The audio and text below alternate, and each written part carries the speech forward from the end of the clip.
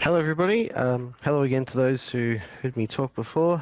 My name's Shane O'Rourke. I'm the Technical Services Manager here at Civil Survey Solutions, and I've been gifted with the opportunity to host this session. I'll be doing very little. It's very much a titular role, but I'll be handing over to Jonathan and also monitoring Q&A. So, Jonathan, you are there. Audio is. I am. You can hear me? There we go. We got you. Excellent. So thank you, Jonathan, for running the session.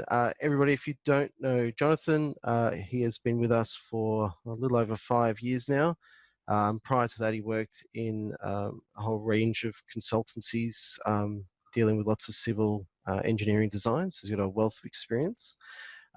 This session, whilst it says lot grading, is really about showing you techniques to do that more difficult ad hoc design where you're not really able to deliver the entirety of it based on cross sections. So Jonathan's really going to drive to you some techniques and methods for you to build whatever models you may need, and also to get cross-referencing back to other features. Jonathan, I think without any further ado, I might hand over to you. Thank you very much for the intro, Shane. I have to say this is the first time I've actually presented one of these webcasts in 2020. Normally I'm doing Shane's job and introducing, and also it's the first time I've done a webcast in my slippers because I'm working from home, as I'm sure many of you are. So a number of firsts for me in 2020. So as Shane's already indicated, we're doing lot grading with civil site design today. And as much as anything, this is about techniques and using tools within civil site design, really to the best of your ability, and also really just utilizing the full extent of the tool. So what we'll do is we'll just quickly flick through a couple of PowerPoint slides just to talk about what we're up to today. The takeaway from today is, hey, yes, we are doing a lot grading scenario. We're going to be grading a parcel of land, but it's all about use of a selection of tools, and as it says on the first point, within civil site design and using them effectively. Okay, there are a lot of tools in civil site design which you may have sort of dabbled with or sort of semi-explored, but haven't really had the chance to sort of work with properly. Part of this webcast, as I've said, is utilizing the existing functionality. And again, you may have, for example, been using the latest vertical grading editor, and you may have watched the webcast last week and realized there's a whole load of stuff in the vertical grading editor which you don't even know about. This webcast is again to try and flesh some of those tools out and show you, even in just general discussion, what they do. We are going to highlight, or I'm going to highlight, a few of the newer tools within civil site design. Certainly for those of you that have been using the software for a long time, may not have even been aware that there is a new vertical grading editor, which came out last March, but also in association with that, some newer tools, and tools that have also been enhanced and improved. The purpose of today is also show you all of these together in a generic workflow scenario. So we're not saying, hey, this is how you do lot grading, and this is how you use these particular tools in this scenario, and you apply this to every other. This is really a very typical scenario which we're trying to show you, and really employ all of the relevant tools, from which hopefully you can then apply into other scenarios. So a lot of what I'm doing today is actually on our e-learning course. So if you haven't been to our e-learning module, or school, as it were, have a look at the Civil Site Design website. You'll see there's, on the resources pull down, there is e-learning, or training, there is an e-learning pull down. And a lot of what we're doing today is actually covered in a road reconstruction setup on that particular course. So well worth having a look. Today, however, we're going to be focusing on three kind of core areas. We're going to be looking at this particular parcel of land at the top of the screen here. So this is sort of pre-development, this is post-development. This is going to be parcel 1, and what we're looking to do is achieve slopes no steeper than 5% through this particular parcel.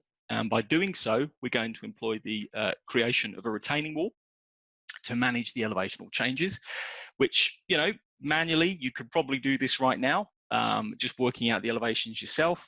But what we're going to do is let the software take the brunt of the hard work, including marrying up to the road design at either end. Okay, so this doesn't necessarily have to be a retaining wall and lot grading scenario. As I've said, this could be employed in scenarios where you're trying to match up to existing features, working on the existing road, commercial development, whatever, you can apply all of these skills. And then lastly, we're going to try and produce some cross sections and long sections. As I say try, we are going to produce them. There's no trying about it. We're going to do those at the end. So we've got quite a bit to get through. The workflow is this. We're going to have a quick look at the site, really just show you what's been created with civil site design. This is not a naked site starting from scratch. We're actually opening up an existing project. We're going to create some grading strings. If you haven't used grading strings before, we'll do a very small amount of discussion as to why you would use them in this scenario, how they can be useful. We'll look at the grid editor, which was briefly mentioned by Terry in last week's vertical grading editor webcast. Look at how we can use one of the tools in there to set up elevations. But really, the elevations for this particular wall are going to be set up based on using design constraints. And some of you may have used design constraints in the past, and they've been very popular going through the design data form. Today, we're going to be showing you through the vertical grading editor in association with the design constraint, which is basically going to enable us to project 5%. We're going to then use something called auto profile. Okay, that's going to enable us to try and match onto or use the design constraint. Okay, a tool which is underutilized, I would say, and maybe not really well understood within the software is a tool called Surface Extend. It has other names as well, which we'll show you whilst we're using the whilst we're in the middle of the workflow. And then following that, threads. I've seen teams and individuals within teams that have civil site design use these to a very good extent. Really well used, and we'll talk about those and show you how we can basically have the software automate these three middle portions for us without us having to necessarily do anything. We'll then look at Model Builder, combining the wall with the row design, and then plotting the whole thing and showing you how we can resolve that. So we've got a lot to get through. I'm just going to just press enter here and leave the PowerPoint.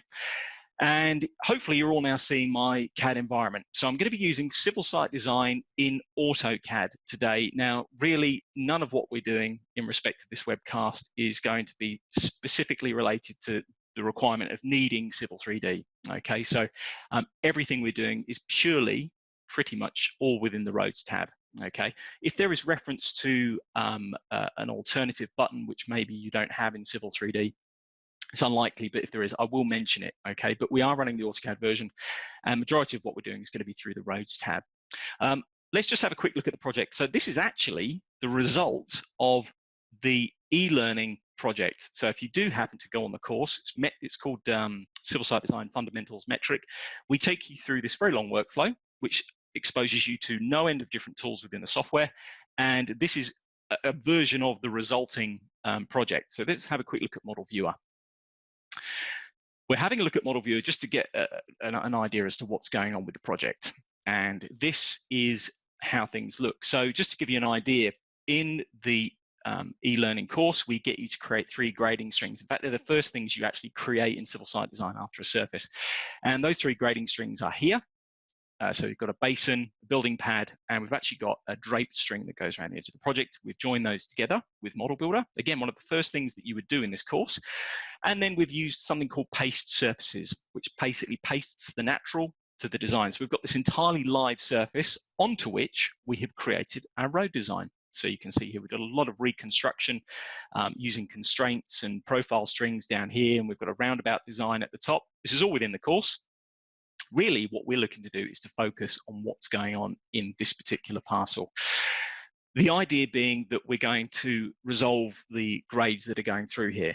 So what we're going to do is close down Model Viewer, and just to get a sense of what's happening at the moment, we're just going to put some labels on top of this particular surface. So I'm going to pop up to Label Plan, down on the Roads tab here, and I just simply want to create a 2-point slope label. So I'm going to double click on that particular entry. At the very top, I'm just going to put this as Parcel 1. I'm going to pick a label style. These are out-of-the-box styles, all of which are pre-created with the installation of the software, and we're going to go for a surface slope 2 points. It says, do you want to pick a surface to obviously reference for the slopes? Of course I do. I'm going to use the pasted surface called Combined Designed Existing. Click on Add Labels. Now at this point, I'm not going to just simply click across where my retaining wall will go, because in a minute I'm able, once we finish the wall, I'm able to change the surface which is being referenced. If I've got a retaining wall through a slope label here, the slope is going to be meaningless. So really we're just going to pop in some little slope labels just here. You can see really we're looking at around about the 10% mark. So we're going to try and achieve 5%. Pressing escape or enter or space bar will present us with the labels that we've created. And yeah, I can go in and change the surface later on that those labels are referencing. So I can go back and check them. So I'm going to leave them as they are. We'll come back to those a little bit later. Really, that leaves us in a position where we're going to look at creating this retaining wall. Now, I'm going to be using grading strings. Now, there is a case for saying here that we could use what's known as a profile string. Certainly, we could just create a civil site design or a civil 3D alignment using the polyline we've got here, create a profile string on top, and then go ahead and really apply the same principles we're just about to employ. However, I'm going to use a grading string because it's a very underutilized part of the software, and it's extremely easy to get your head around and understand and use and manage. So we're going to go up to the pull down here, and we've got a few options. We're going to click on Create Grading. Now, the way that our software works with any string is that you have an alignment as the basis and you put a string on top. So a road string has an alignment underneath and we put a string on top. Same goes with profile string. Grading string still has the same principles behind it, except the fact that we're using a polyline, and that polyline becomes an alignment in the background, and we're placing a string on top. So all I'm going to do here is just select the polyline that I've got just on the left-hand side. Immediately as we do that, you'll see that we have a little white arrow popping up to tell us the direction of the polyline. If it was going the wrong way, that doesn't actually matter because there is a reverse button here. Now, if you haven't used grading strings before, this is why they're so versatile, is because you've got everything in the one place in front of you. Okay, so what we're going to do here is call this top of wall. The template we're applying, I have got a pre-created template, I have to confess, mainly because of the fact we don't want to sit here creating templates. There's sort of a bit of an assumption you guys know how to do that. So I'm going to go for local wall. Just a note really about templates. If you prefix the type of template that you've got first, then the actual template name, you'll find that they'll all get grouped together nicely because they're alphabetically listed. So I put wall first, then wall bottom, and wall top. So this is very simple. In fact, let's just go back. Wall top. The center line here is the polyline, and then to the right-hand side, now bear in mind that we're going down this polyline, so 0 is here. So to the right-hand side, which is this side, we're going to have a 300 mm flat section, which we'll plot, which is kind of important, and that's called right top of wall. And I've done the same for the bottom of wall as well. This is just to give the wall a bit of substance, rather than just being a profile and a profile for the bottom and top. I've decided to basically just create these two little templates. There could be a case for saying here that you have a template that has a 1 meter high face on it. However, this face is going to be varying 5% from this point up here, or 5% from here. We're going to end up with a varying wall height. So it makes sense to have two strings. So I'm going to pick top of wall, which you've just seen. The target surface for any batters we may have, or what needs to be referenced in the VGE, is going to be the pasted surface. The initial elevation is kind of pre-populated really. All I'm going to do is click on the little picker tool. It will read an elevation off that target surface where I just clicked, and you can see it's 37. Okay, doesn't really matter at this precise moment what that elevation is because it's only going to change very shortly. But leaving that at 0 or 100 is not going to be ideal. The spacings value we've got in here is 1. So this is how often it will take a cross section, and every 1 meter is probably overkill, I would say. So every 5 meters for this particular scenario would be reasonable. You've got to just sort of assess the length of your polyline, how much work you'd have to do having a spacing any smaller than that, or really any larger. Corner angle increments and outside corner method are really related to when you have a polyline that is closed and it has a template on it. So this value is degrees. So corner angle increments relates to every 5 degrees on a 90-degree bend or sharper, the software will actually create a sample line for you. Okay, so this value is very rarely changed. I've not really seen it change very often from 5 degrees, should be typical. And the method of corner method here. This is mitered. So that's why this you'd be picking mitered if you want to do. In this scenario, they're utterly irrelevant. This is just a single polyline with one vertex, so we don't really need to be too concerned about these values, but it's worth highlighting what they are. The top right-hand corner, we have a box, which is a bit of a strange double negative, but it says no surface creation. Okay, so do I want a surface created along this particular grading string? No, I don't. Okay, it's going to be part of a bigger surface or a model later on, not interested. You'll notice you uncheck that box, these values become available. If you do decide or make the mistake of going, oh, I I don't want a surface and you've already created one, just go to Surface Manager and delete it. In fact, we will now prompt you to delete it. You can't just simply check the box back again. The name prefix that's listed in here is related to every time you create a grading string. If you're creating many grading strings, for example, lots, you could just put LOT and a space. You can see there that that's actually changed my name at the top. But every time I create a grading string, if it's got LOT in front of it, that means I can just type the number and not have to type the whole thing. In my case, not interested in that. Mine's just going to be top of wall. This centerline replacement I will talk about later on. It's related to Model Viewer. I'm actually going to put a centerline replacement code in here. The reason for this is if you create lots of different grading strings, inevitably, every single template that you apply is always going to have a centerline. The first code is always centerline. So what this will allow us to do is to render unique or provide unique render materials in Model Viewer by replacing the CL code with a code of our choice. Okay, so this doesn't impact your design. This won't impact variations, etc. This is all to do with Model Viewer, and we'll see that in action later. I'm going to click on Create Update.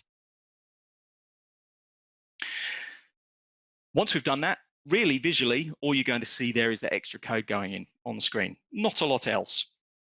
But because we've created the grading string, we've got a couple of tabs available at the top and the vertical grading editor button, which we'll just have a quick look at now. So there's the vertical grading editor. And if you had a chance last week to watch Terry's webcast, he's done a great job of really explaining a lot of what's going on in here. And we will come back to this because there's quite a bit of stuff we need to do.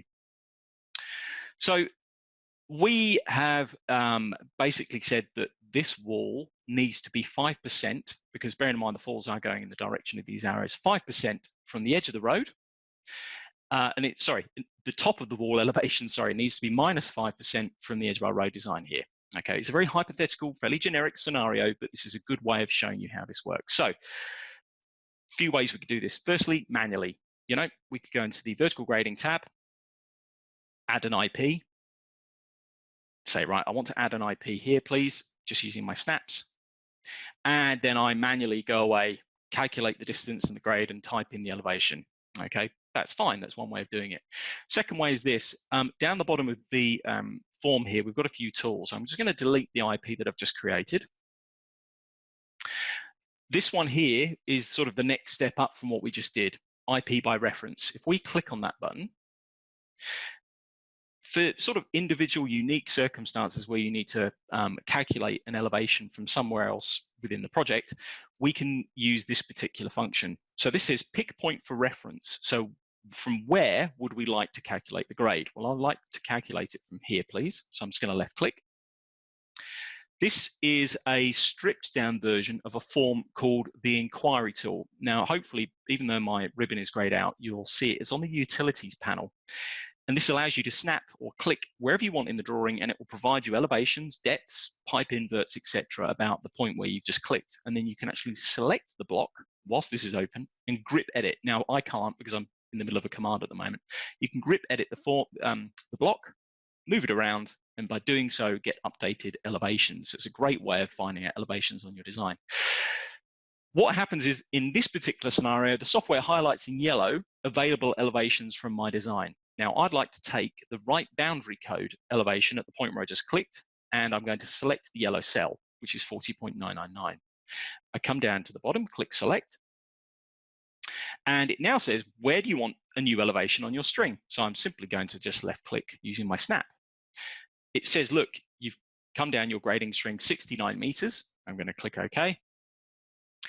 This form got a little bit of a reshuffle middle of last year, so it might look a bit different on yours, but the principle remains the same. It says distance from point is 33 meters, and the grade will be -5. So I'm basically grading -5% from the edge of the road at that elevation and setting an elevation up here.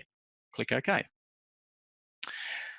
39.333. So that elevation, whilst it's a snapshot, it's not live, it won't update, okay, is a snapshot of -5% from the edge of the road. So if I did change the road elevation, I'd have to come in and manually change this. Now we've sort of just shown you really one semi-automated way of setting up the elevations. What we'll do is we'll quickly now just have a look at the vertical design, and then we'll basically employ the same principles onto the bottom of wall as well. So we're going to click on the vertical grading editor button. You can see there is our IP that we added in. that is -5%. So it gives you an idea as to where the wall may end up being. Last week, Terry did a great job of really showing you how this functionality operates. Really, a lot of it was in the Home tab. What we're going to do is now review and expand on some of the content which he looked at. So I'm just going to expand the VG out. So we're going to pop up to the Design Constraints tab.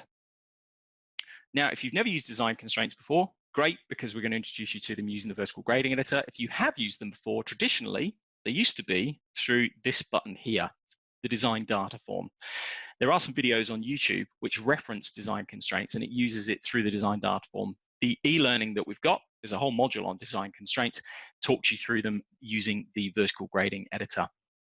Now, there are a number of different types in here, and we've reworded them for ease, but the type that we're going to be picking is this one here, second one down, Project Design Code. It is by far the most versatile design constraint, okay? It does a lot of what the others do, but it's all kind of packed into the one. So we're going to pick on Project Design Code. Once you've done that, chosen the type, then you click on the little plus icon to add. We're going to call this top of wall -5%. Okay, click OK. Now, the form will automatically populate with content up the top here, so don't worry too much if you do start to see line work on the drawing immediately, because at the end of the day, we're going to resolve it now. One thing I would say is this: if you are using the vertical grading editor and you wonder why you're seeing these two cells like this, there are scenarios where the vertical grading editor on certain people's screens is maybe a lot larger. So what we have to do is basically hide some content. So if you find that you can't see it, just move the VG across.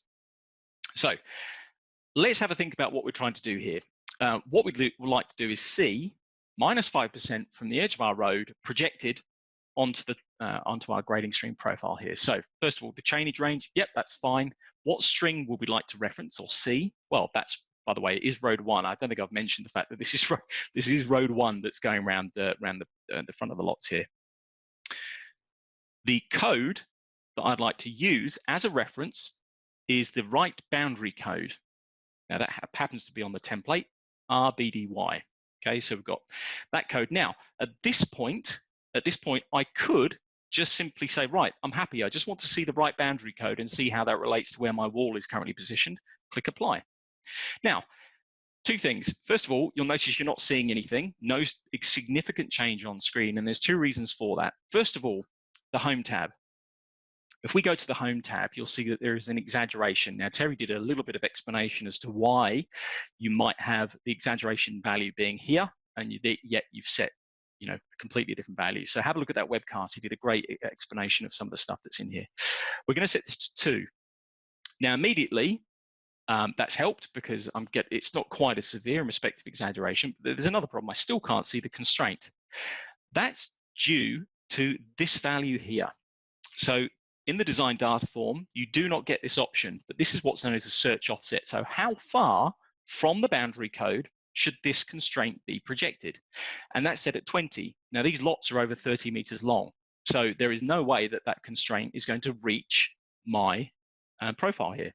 The reason for this value, and you might get caught by this at some point, is due to really scenarios such as this. So in the e-learning module for design constraints, we actually get you to project this building pad onto the new left edge of bitumen of this existing road. One of the problems with that is that if this value is set to 1,000, which is the default, you'll notice that the center line of this building pad occurs twice in the same cross section. So if you took a line from existing road and projected it 1,000 meters in this direction, it would cross the center line twice. Okay, that means that it's picking up the centerline elevation twice in the same cross section, and basically it doesn't really work very well. You end up with what's known as zigzagging. So we might limit the search distance so it only crosses the grading string once. Okay, so this is why that value is set to 20, because in this particular project that was the last value we've used. So what we'll do is we'll come over here and set this value to something reasonable. Let's say 40. It doesn't have to be excessive. We can keep it a reasonable number. Click on Apply. That is the right boundary code of my road, okay, in association with the top of my wall, okay. What I'd now like to see that could be fine. That might be all I want to see. But actually what I want to see is that, and I also want to see where -5% would be from that particular code. So up here, you've got a couple of options. You've got lower crossfall and upper crossfall. What we're going to do is provide one of these with a -5%. It really doesn't matter. If you put -5 in this one, the fact that it's lower or upper doesn't make any difference. These are just labels. What I'm going to do is then come over here and click apply. So what we're seeing is lower crossfall, which is 0%, which is the left boundary code. Sorry, I keep saying left boundary code, the right boundary code. There's its elevation in pink, and then we're seeing -5%, and you'll actually see the IP validates the elevation for us. You can see it's exactly at -5%, so we know it's in the right place. Now, just a bit more on the design constraint. You can deactivate these. So if you don't want to see them, you can uncheck or check the upper active and lower active button, hit refresh, and you'll see that that will disappear. Oh no, it won't. That's interesting. Let's try apply. Yeah, apply. Refresh is really there to say, hey, something that was, for example, my road 1 right boundary code has changed in its elevation. Refresh is saying, hey, just go and reread it. So if you don't want to see them, you can choose them to be active and not active. I'm making them both active for clarity. What you can also do, have a look at Terry's webcast last week, is you can snap to these. Okay, so IP reference up here, we could go and pick one of the references, U for upper, L for lower, and actually snap to them. And then we can use the snap IP tools. Or in addition, you can left click near an IP and say snap to reference instead. So if you've got an IP that you've already edited, really, really good stuff. There's only so much time I've had to show you here, but also editing by range. So if you wanted to grab a whole load of IPs and move them onto that constraint, you could select the constraint from the reference and then pick them here. So I haven't got time, unfortunately, to go through all of that. What we're going to do is to take this one step further and have the software do a lot of the hard graft for us using auto profile. Okay, this was called Compute Design VC, I think, in previous versions. So you may have a different button. Functionality hasn't changed. What this will allow us to do is to take our profile and maybe match onto a surface or match onto, for example, a constraint. This is what reference constraint means. It's basically saying match onto a constraint. So I'm going to click on reference constraint. I'm going to put in a chainage range that does not include 0 and does not grab the end. Okay, and the reason for that is because we want the start and the end of the wall to actually be matching up to the elevations of the road. So I don't want them to be at -5%. So I'm going to skip 0 and just put from 5 to probably about 145. You can play around with these numbers as much as you want. Match onto the, and it's called upper, but we all know that that's actually the -5%. Okay, click OK. This button is new. If you didn't see that, means you don't get a text file every time you make an edit or an entry in here. That has now applied -5% for me. Sorry, the design onto the -5% in the background. Just a word about the IPs. You may be wondering why you've got extra IPs here, sorry, through here, and why the IPs do not match up with the sample lines of the grading string. This is due to how design constraints work, and design constraints operate on the sample line of the reference. So if I go toggle display, section sample lines, and turn on the sample lines for road 1, click OK. Every single one of these yellow lines has basically been projected out 40 meters at -5%. And wherever one of those has one of those sample lines is positioned, that's where I'll get an IP. So if I move my mouse over to, say, this IP here in the VGE, if you took that green line tracker and projected it back towards the road, it would line up with the yellow line. Okay, so that's how design constraints operate in the background. What we're going to do is now very quickly create the exact same scenario for the bottom of the wall. So I'm going to close this down. I'm actually going to close down the grid editor as well. And we're just going to quickly create the second grading string. So I'm not going to go into as much depth because it's really employing the same principles we took from putting top of wall there. It should be bottom of wall. Employing the same principles that we did for the top. Different template. This time the template's going off to this side. The target surface, the elevation are fine. I'm not going to be tweaking those. The spacings, however, I will put 5. I don't want a surface, and I do want to put a centerline replacement code. This is entirely optional. You do not have to put this in at all. Okay, we're just doing it for purposes of Model Viewer. Clicking Create Update enables me to get the vertical design. So just close down the grid editor and grading string form. We're going to pop into design constraints. We're going to pick our constraint that we want, project design code. Click on Create, bottom of wall, and then we're going to go plus 5% because this is going to be a positive 5% above road 2, which is on the other side. So let's just click on that.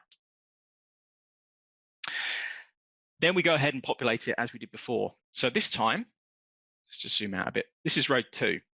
So the bottom of the wall needs to be a positive 5% from the boundary code here. Okay, so let's just go ahead and do that. Before we do that, let's just change the exaggeration because, as we've seen, can't see the constraint. You can see that the constraint has just gone in using road 1 centerline. We're not interested in that. What we're interested in doing is seeing road 2. And I'd like to see the left boundary code. Okay, click Apply. So that's where the left boundary code of road 2 is currently positioned in relation to my bottom of my wall string. So what I'd now like to say is, well, where would 5%, positive 5% be in relation to my wall in addition? So I'm typing in 5 up here, clicking Apply, and we're now seeing the positive 5%. So that's really where the bottom of my wall should be positioned. So let's just now go and match it up. So we're going to go to the Home tab, Auto Profile, Reference Constraint. I'm going to say from 5 to 145, match on to, again, I've done upper. In this case, it is actually upper. Click OK, apply and exit. Now, a couple of things. First of all, the top of wall has actually been created. So what would be nice to say is, well, I'd like to see the top of wall in the vertical grading editor. So I'm going to go back to design constraints. There is one very simple constraint here called show string. That's all I want to do. I just want to see the top of wall string. So I'm going to click on show string, click on the plus icon, and we'll just say TW proj top of wall projection. Click OK. And simply we go in and we pick top of wall. Okay, I'm going to pick the color, click OK, and apply. They match up at the ends.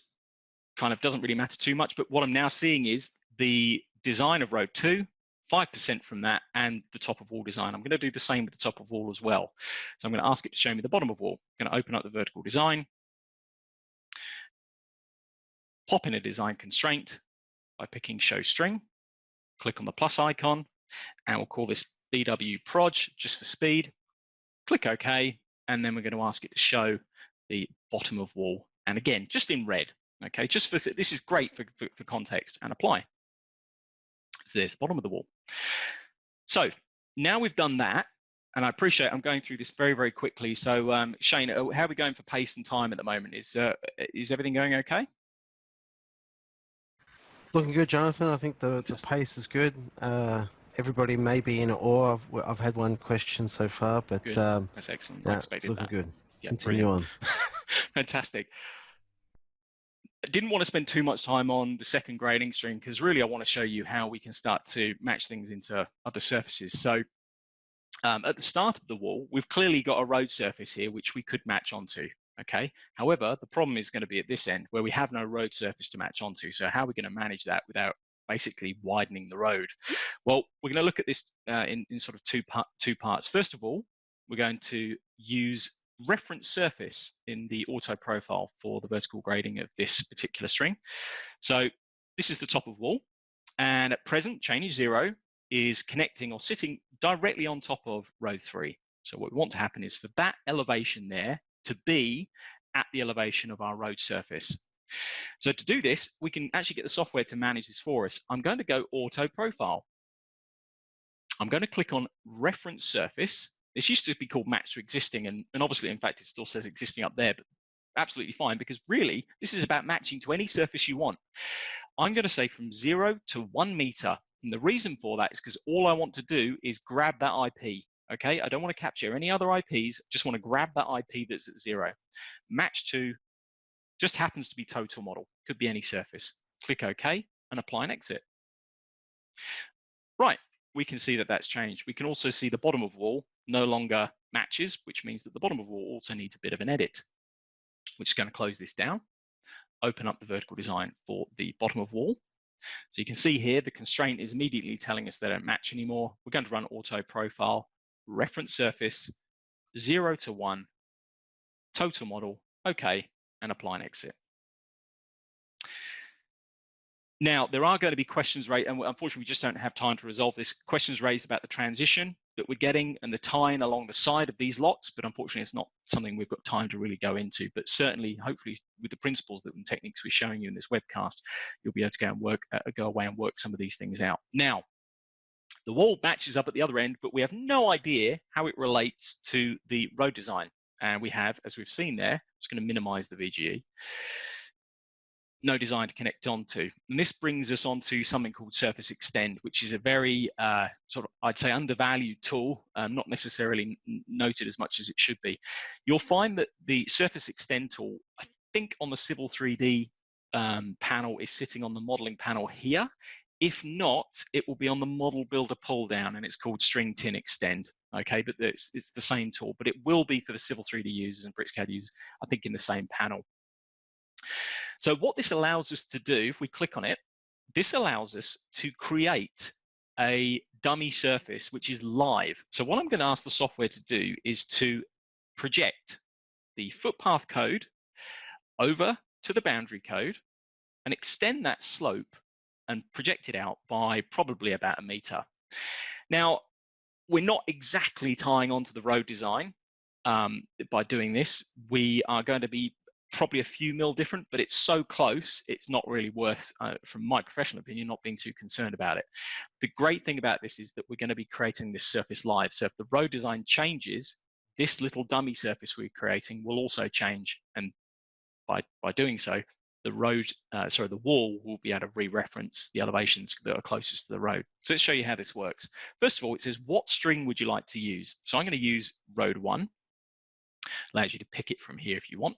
The surface name, there is no prefix or suffix with the surfaces, so I'm literally going to call this road 1 right side. That's how it will appear in Surface Manager. It then says what chainage is. Well, let's just go and pick. So I'm going to click on the picker tool. I'm going to pick 150. I could just change that number if I wanted. And let's pick the end chainage. Let's go, doesn't really matter, 178.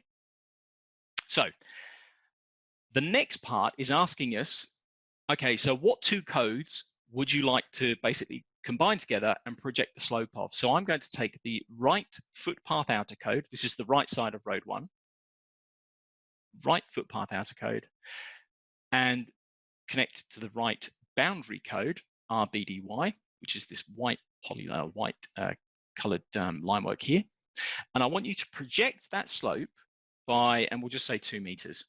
And yes, I want you to be active, which means that I want you to update if my string happens to update and my elevations change. I'm going to click on Create Update Surface.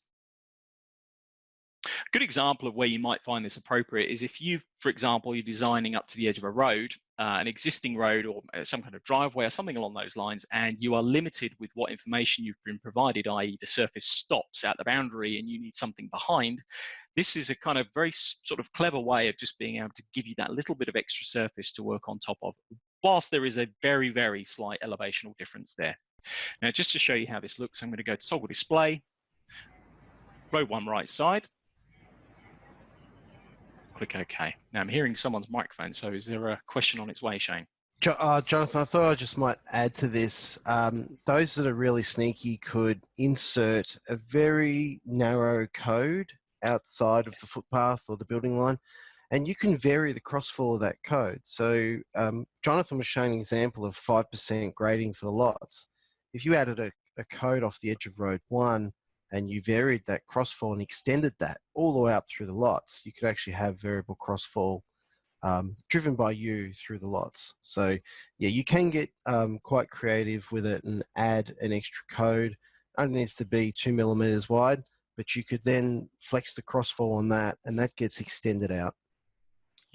Yeah, that's a really good point. In fact, that was one thing I considered on here, was to actually just create a little dummy code called RBDX for extend or something.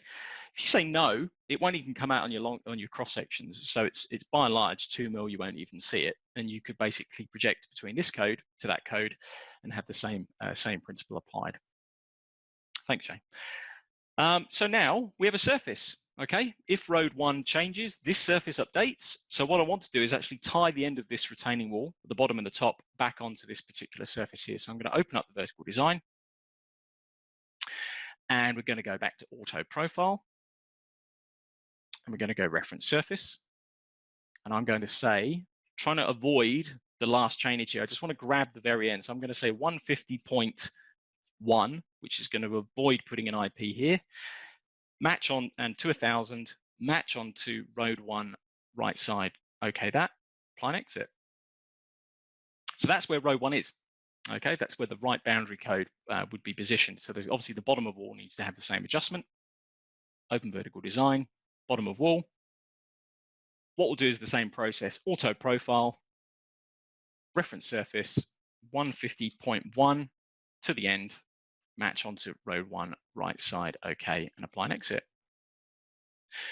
So as far as the elevations go, really, what you can have the software do is manage the brunt of your design in the way that we're doing here, knowing that if you go and make changes to any of your roads, you can come back in, run auto profile, and let the software match back up to really the fundamental part of your design, which is the 5%.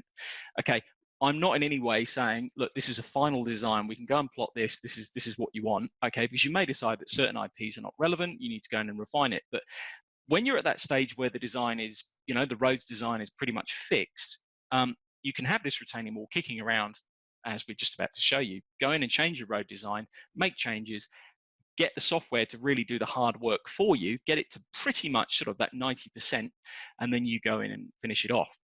So what I'm going to do is just come in and raise the elevation of road 2, which in turn is going to change the elevation of road 3 because they're connected. And then we're going to see the consequences of this and how we can manage it. So I'm going to click on the little raise elevation icon. Let's be brave, 0.5 meter, click OK. And as a consequence, let's have a quick look at the bottom of wall. Okay. Obviously, the constraint has moved. Okay, the top of wall isn't affected by this because it's working from road 1. This is working from road 2. So traditionally, we go auto profile, apply and exit. Okay, so the start and the end are timed back in. Now, what you'll notice is that the 0 chainage, because road 3 got changed, I take it back. Obviously, the top of wall does need a tweak because road 3's elevation changed. So let's just quickly go in, open up the top of open up the top of wall vertical grading, auto profile, apply and exit. Really quick way of managing this. I'm going to take this one step further. If you haven't seen threads before and you haven't used them, they're a very, very versatile way of managing parts of your design. Rather than me going through auto profile and making sure everything's up to date, I'm actually going to let the software go and do this for me through pretty much one command. So it's a bit like a macro. If you haven't seen these before, they've been in the software a while. They're on the roads tab. We're going to click on thread editor. These are an excellent way of assisting you with certain parts of certain workflows. For example, outputting CAD output, getting models updated, plotting cross sections. We are going to elaborate on some of these. What you've got here is all the actions, so things you can do. Then in the middle here is basically the thread where they're all getting strung together in an order. So at the top, we're going to create a brand new thread. I'm going to call this update parcel 1. Click OK. You could put a description, probably best that you do, to try and explain what's going on, because every thread will be unique and have a different purpose. What we're going to do is keep this really, really simple. I want the top of wall and bottom of wall auto profiles to be rerun for me at a point of my choosing. For example, I've gone and made a change to the road design.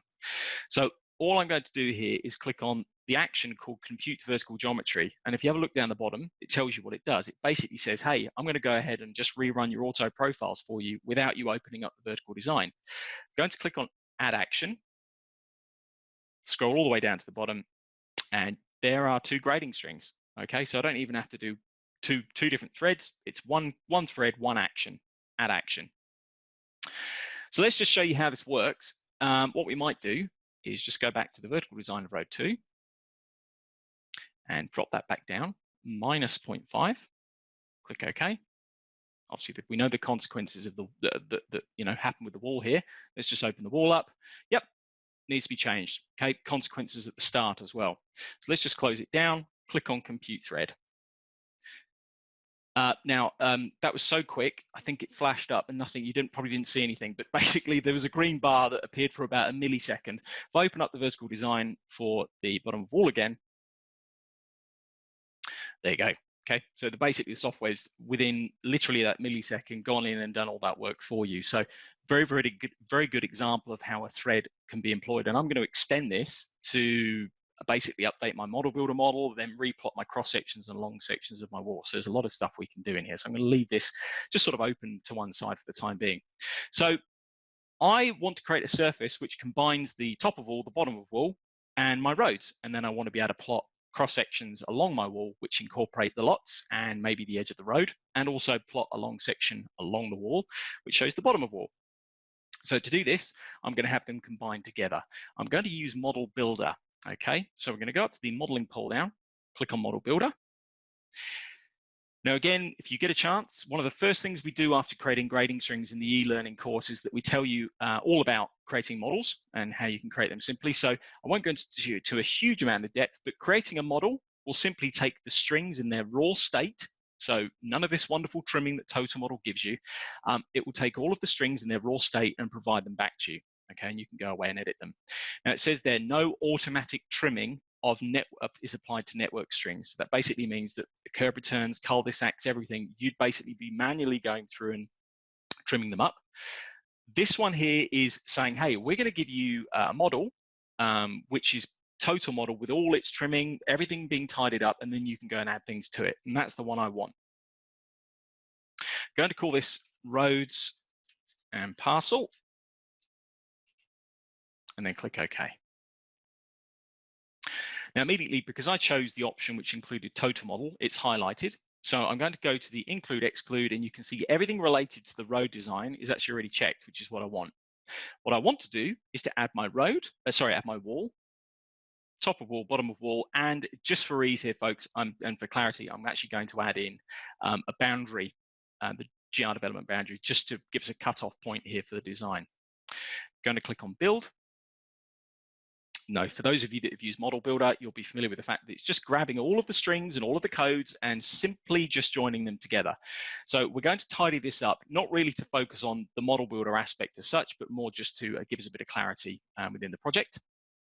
Just going to go over to Surface Manager, find the surface called BM Roads and Parcels, go Boundaries, click on Add. We've got this nice red polyline. And we're going to use this as basically a restraint for this surface here. Click on build, much cleaner. Okay, so we can see the contours. We've now got a model builder surface. Let's just, while we're here, let's go to labels. It's going to go up to labels and double click on the entry and change the surface we're now referencing to BM roads and parcel. Update display, close that down. Lo and behold, it's now referencing our surface, and we can see that we've got the 5% going on. As I said, there may be questions raised about how you would manage the elevations around the corners here, but really that'll be for you guys to try and work out, and hopefully from what we've shown you here, you'll be able to utilize the tools that we're showing you. Now, let's have a quick look at Model Builder, Model Viewer even, and have a look at this model. Then we'll look at plotting and finish off with the thread. So this is the design that we've currently got on there. And instead of seeing the road design, I'd like to see my built model, which actually incorporates the road design. So I'm going to go up to toggle display. And once we're in toggle display, we're going to, instead of seeing TotalModel, I'd like to see my built model, roads and parcels, road and parcel. Click OK. Now, you can see here, now, due to, and I'll talk about the rendering in a minute, there has been a bit of a change here. We possibly need to just have a quick look at the wall just to make sure that the elevations are correct. So what we're going to do is just going to run auto model, and I'm just going to run my thread again just to make sure. By clicking on run thread. So I didn't show you this before, but you can click on run threads, update parcel 1, compute thread, and model viewer needs to be updated. So I'm going to hit refresh there, could be that I have just managed to not get the elevations quite right. Let's just go back and click on the vertical design. Looks okay to me. Jonathan, your Yes, Shane. design isn't fighting with the embankment batters on the road by any chance? Yeah, there are no batters on there. So yeah, not entirely sure why I'm getting that conflict. But anyway, the idea is really that these two would be married. It doesn't look like it's actually updated the model builder model. Let's just go rebuild models, and then yeah, there we go. Refresh. Right. So there is a step which I had planned to show you, which I probably should be showing you now. So the thread doesn't do absolutely everything that we want. Okay, all it does is it tells the vertical design to update, but there is a model that is using that string which hasn't been told to update after the vertical design has been changed. So we'll come back to that in a minute, but that's one step that we haven't included in the thread, which we will include. If you did miss that, basically, if you change an elevation on any string on a model builder model, click on rebuild models. Okay, what that does is that says, hey, you've got model builder models, something might have changed, let's go and update them.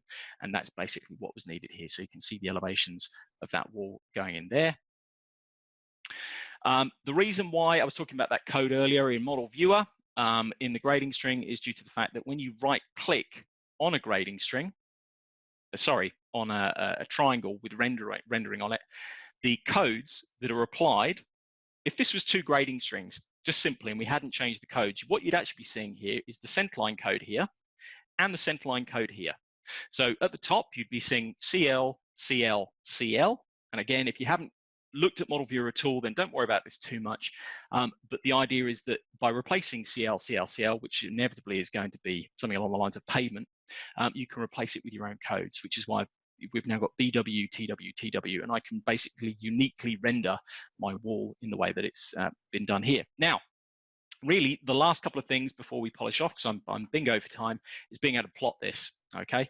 Now, plotting a long section, let's just do that first, and then we'll do the slightly more complex one of doing cross sections along the wall. So let's click on long section. I'm going to left click close to the top of wall, click on selected sample sections. First thing I always do is load a style. We don't just begin working with this. You'll have your own style set up, I'm sure. Let's just pick the 250 by 50. Okay, looks pretty reasonable. Let's just do a little bit of a zoom. Obviously, this is based on all of the IPs that we're adding in on the design. So again, you're not going to be necessarily sticking with auto profile and going, I'm going to have all of those IPs and just press print, because you're probably going to go in and refine the design. However, let's have a look at adding in the bottom of wall. So we're going to go set up row data, and these are the entries that we've currently got for the existing surface and the design surface. So what I'm going to do is very quickly just edit the design, say top wall, just for speed. You can see how this has been set up. So it's vertical grading from string. This is the string that we're currently using, which is the top of the wall, and show me the vertical curves and grades. All right. You could choose not to see those. Let's click OK.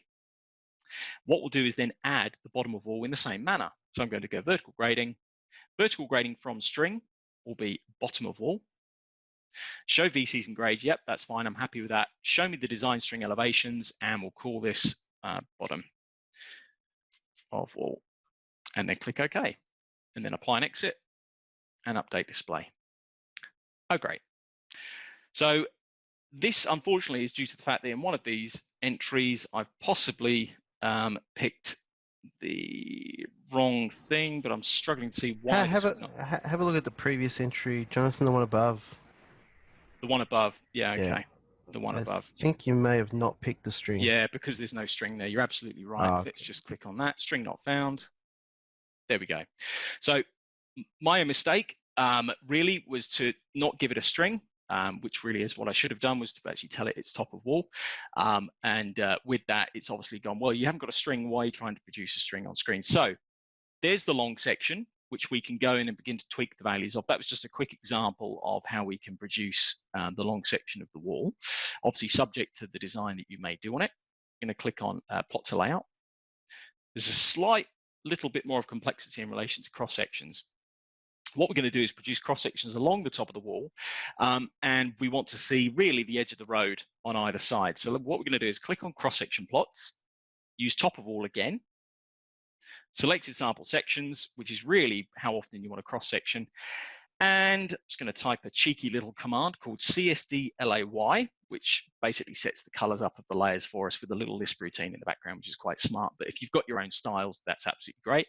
So what we're looking at here is the top of all cross section. As exciting as it is, 10 meters left and 10 meters right. So really, there's a few things I want to see. First of all, I don't want to see just the top of all. I want to see my new model that I've created. So this is controlled using design. Okay, at the moment, that's what we're seeing design. So let's just delete it. Next, we want to see a model. And in version 20 onwards, I think last year, we've allowed users the fantastic functionality of just picking any surface. Okay, and if this surface includes codes from civil site design, it will just pick those up only, which is really what we've got. It's a model builder model with codes. Pick surfaces. We tell it what surface we want. We say whether or not we want a band drawn. Yes, I want a band being drawn, please. We say, do we want a section line? Yes, we do. I'm going to go export design. Now at this point, I'm just going to click OK. That is showing us the wall, okay, all the way through. Top elevation, bottom elevation only, not getting all the other sort of guff that you get in respect of grade breaks. Problem is, I'm not seeing enough of the lot. So let's go into settings at the top. And if you are using the what's called legacy, it's about 5 years. 5 years ago, you sort of replaced it with this cross-section plotting. If you are using legacy, this you know a lot of this stuff you just can't do. Double click on the basic settings, widths and text, and I'm going to say symmetric. So I want these to be 38, and I have to know this value because when you type 40, they do just creep outside the A1 sheet. So 38 meters, left and right at the center line. Click OK. Now, that's all well and good. Problem is I'm not seeing the existing surface. Okay, now the existing surface, if you're using grading strings, there is a slight tweak that you're going to have to make in the active settings to see more of the surface left and right of the center line with the grading string. Okay, so just to show you, I'm going to click on close, pop back into model space. If you create a string, let's go resample sections just to show you. When you create a row string or a profile string, you'll note that you get section widths left and right. So the software reads the surface 15 meters left and right of the center line. The grading string uses that value, but you'll notice when we create a grading string, there's nowhere to change it. So if you wanted to use a different value for a grading string, I'm just going to click OK here, and you wanted to see more left and right, this is just really a tip as much as anything. Go to active settings, go to row details, and the value of 15 that you've just seen in that form is derived from the values in here. So I'm going to set that to 40 and 40. Click on Save and Exit. You will need, at this point, because the grading string hasn't seen that surface before, I will need just to quickly go Edit Grading and click on Create Update. Visually, you're not going to see any difference. Go Edit Grading on the bottom of wall, Create Update. So it's basically rereading the surface, but this time 40 meters. So if I go cross-section plots, click on top of wall, selected sample sections, what you're now going to be seeing is up to 40 meters. You can see there's the edge of the road, there's the back of curb, there's the footpath, boundary code. Okay, same goes on the other side. You're now seeing a fully fledged cross-section. Okay, just to really polish this off, let's just double click on the entry we've added here, click on section labels, show crossfalls. I'm going to just very quickly just add in some crossfalls, and I'm very just picking some generic values here. I'm going to just, for the time being, just for speed, click OK, and we're getting some crossfalls now being added in. You can refine that and get it to specifically show you where the crossfall values go, but that's just a quick way of showing you how to get those in. So lastly, let's just polish this off with a thread. So what if I want all of this to happen? I'm going to go plot to layout, which is going to generate quite a number of sheets, and we're going to click close model space. So I want all of this to happen in the background. Okay, once I make a change to the road, I want my wall to be updated. I want my cross sections and long sections to be plotted. So let's just go back to threads, thread editor. Let's find our thread, update parcel 1. So first of all, let's say, well, for example, yep, we've done the compute vertical geometry. what we should probably do is use resample grading string. So that's pretty much what we did a minute ago when we changed the widths, and then we clicked on the grading string, clicked on create update, and closed it back down again. So if there is a change, this will do this for us. Add action, pick on grading, top of wall, bottom of wall, and we'll make sure it goes after computing the vertical design. Add action. So they're happening. That's great. Now I want the model builder model to be updated. So I'm going to go compute design model, add action. Road and parcels. Go and update that, please. Add action. Now, because I didn't tell it where to go, it's ended up going underneath the first entry. So just always be aware of the order of these going in. So that model will then get updated. Then what I like to happen is, you could go and update, synchronize your labels. Let's go and add that action. Bottom, and basically the labels then get updated to reference any changes to that surface. Then we'll go and plot cross sections, and let's just go top of wall, add that to the bottom of the list. I've seen a particular user very, very good at this who's got a string thread within a thread, and he's got 13 odd different things going on in here. Really, really excellent use of this particular scenario. So what I've then done is said, right, go and plot my long sections and cross sections. You could then refresh model viewer, do a drawing cleanup, export the surfaces in XML, no end of different things. Let's click on compute thread. It's quite a bit for it to have to do there. So the plotting is probably the only bit. See, there it is, goes ahead, plots the long section, plots the cross section. We're done. So really, that covers every single one of the points I wanted to cover in this webcast. And I appreciate I've gone sort of a few minutes over time. So what we may do is just hand over to Shane to see if there's any questions that can be answered within this forum. Shane, is there anything on the horizon? As is usual, Jonathan, there is much shock and awe. Of course there so questions, I'm sure, will come in a moment. So we are open to questions. There has been one question about showing the lot boundary labels. Can lot boundary labels be produced on the roadway cross sections? Just in answer to that, if you have line work in the drawing, then when you do your cross-section plot, you can actually ask to pick up offsets at those locations, and you can also put a label on the cross-section at those locations. We do have a video of that in the cross-section playlist on YouTube. So and e-learning. And e-learning. So I'd encourage you to have a look at those two resources. You'll certainly find how you can use it for multiple tools. You could draw a line for guardrail and have guardrail present on your cross sections. You could draw a line for, I don't know, trees or line marking, or any other sort of boundary control, and have that displayed, not just with offsets, but also with some textual information on the cross sections. I'm just going to resume my screen here, but we do have in the e-learning module very, very extensive videos actually related to what is pretty much the current cross-section plotting. The playlist on YouTube is fantastic.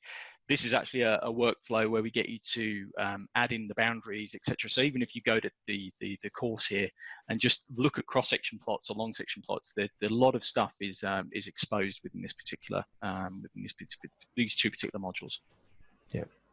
Well, I will talk to the slide, and then Jonathan will correct me. But there are some great resources here. What you've seen today, Jonathan's recording, should go up onto our YouTube channel in the next 24 hours. You can see where you can go for that. The next webcast we've got scheduled is really recognizing that most of us are on a stay-at-home process and cloud sharing data. We actually have Autodesk providing a presentation to you on BIM 360 and how that integrates with Civil 3D. So certainly any Autodesk users, and particularly Civil 3D users, encourage you to come along and have a look and see about, I guess, this idea of data centralization and data sharing across a cloud-based storage environment.